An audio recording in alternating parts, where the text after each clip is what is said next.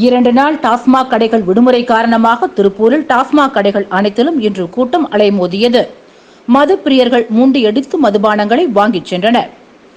மே 1ஆம் தேதி அரசு விடுமுறை மற்றும் ஞாயிற்றுக்கிழமை முழு ஊரடங்கு முன்னிட்டு திருப்பூரில் டாஸ்மாக் கடைகள் அனைத்திலும் மது பிரியர்கள் திரண்டனர். குறிப்பாக union mill road, Avinashi road, college road, Dharapuram ரோடுகளில் உள்ள டாஸ்மாக் கடைகளில் அதிக கூட்டம் காணப்பட்டது. இரவு 7 மணிக்கு மேல் மது பிரியர்கள் திரண்டு முண்டியடித்துக் கொண்டு மது வாங்கிச் சென்றனர்.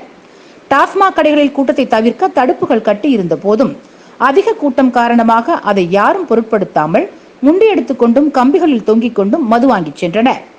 திருப்பூர் காலேஜ் ரோட்டில் கொங்கணகிரி அருகே உள்ள டாஸ்மாக் மதுபான கடையில் அதிக அளவில் கூட்டம் திரண்டதால் குடிமகன்கள் இடையே பெரும் தள்ளுமுள்ளு ஏற்பட்டது.